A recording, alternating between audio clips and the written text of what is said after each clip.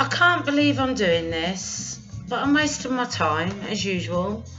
But yeah, I think it should be said. All those that are pointing fingers at me, I think you should misdirect them until you learn why you're pointing them first.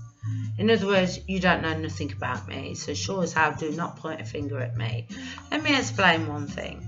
I am disabled, apparently quoted as. My credibility took away with falsified records, can't do anything about it. Quoted disabled, and I live off charity, yes, the Tories. Yeah, sorry about that, but if I didn't live off the Tories and I can't work because the doctors won't let me, who the hell am I supposed to live off?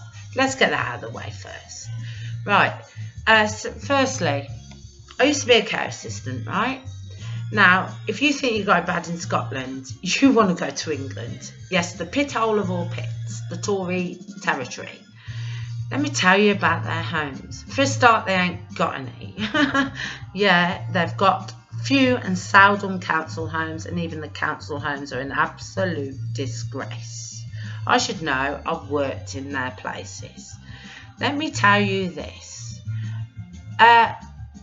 An elderly home, I can't speak for them all because that would be wrong and immoral, because there might be some good ones, I just don't met them yet. My granddad was overthrown just as I was by my family, and he was chucked into a home.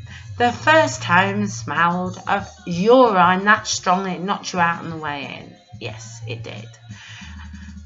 And my uncle says to me, "Oh, what do you think of his home?" I says, "It stinks of urine." I says, "What makes you think this is fit enough for my granddad?" Oh, he got moved. He got moved to, I can't name it, best not to, another drugged up pile of crap. He was put in there, all because my grandma did not want to invest in a stair lift. The family would have supported it. My grandma did not want to put a stair lift up, but guess what? Now my granddad died in his home, his destination sent by my horrible family. He died in there. But you know what? My grandma, not long after, bought herself a little stair lift. My granddad was a respectable man. He always told me to work, work, work, and I did just that. But at the age of 21, my mum gives me drugs and wine, took all my credibility away because I was diagnosed ever since, making me a sponger. If you'd like to point the finger for that one, but you know nothing about me, so please don't, because I'll tear you down. Because if you're going to point the finger, learn the dedication of someone first. 29 years I've been at this.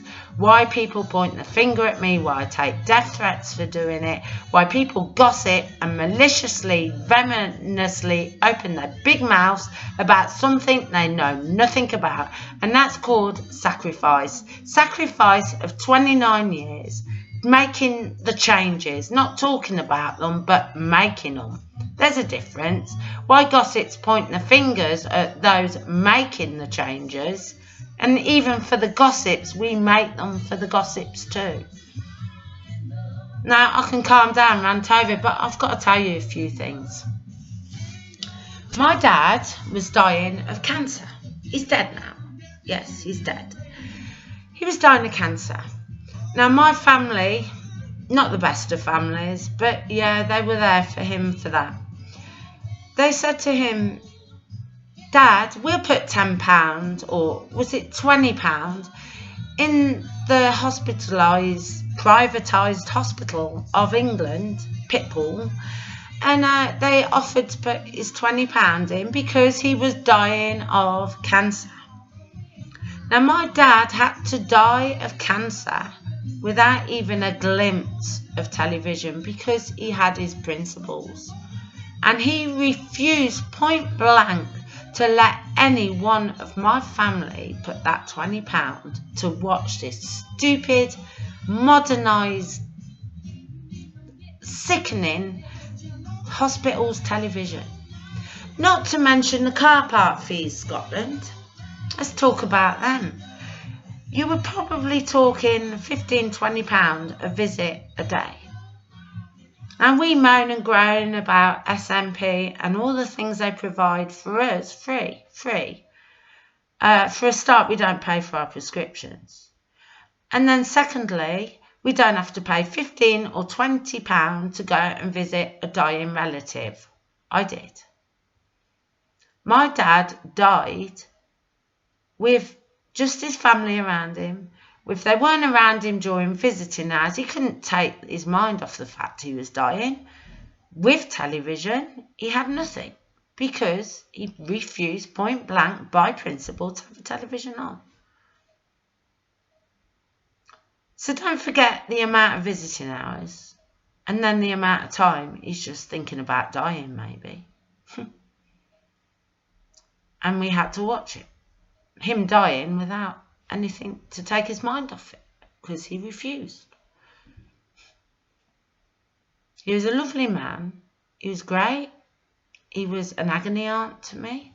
Now he's dead. I've got no one left. If I dared ask my mum to talk to her about all the cruelty she gave to me, she just puts the phone down. And I can't even get her to give me one word for the abuse I took and still take as an adult, a disabled adult, and still taking her abuse and drugs. I can't get her to say that one word, sorry. Now, I have been put in hospital. I've been arrested for my beliefs. I have had regular death threats. If I had a sock for every death threat I had, I would have a line full. I've been a subject of all finger pointing. It doesn't bother me because you do not know me. You do not know how much I've sacrificed for idiots. But unfortunately, you have to sacrifice your life to idiots to get to the ones that deserve it, the good guys. And that's something you have to learn in life. So yeah, I'm a bit of a jester, but you know, I know what I'm doing. I have madness in the past, but you know what? I knew how to use it. And I used it all in favour of my favourite tar, SMP. And please, don't point fingers at each other. This is where we have to get together as one. We are humanity. We are humanity of this earth that is supposed to be caring as guardians of this earth, humanity, for the creatures below us. You know what? We do not give a shite, do we? There's butchery going on. There's all sorts of crap. In terrible ways. Some animals are not electrically stubbed properly before they're hanging by a hook, you know? And we're so silly pointing a finger at each other when really we should be looking into the mirror and thinking, good God, are we forsaking each other? Are we forsaking the animals that we should be caregiving? Are we forsaking the trees that we should be planting? 99% of us poor are picking on each other. Why that 1% dictatorship that tells even what our governments what to do, that 1% is a dictatorship.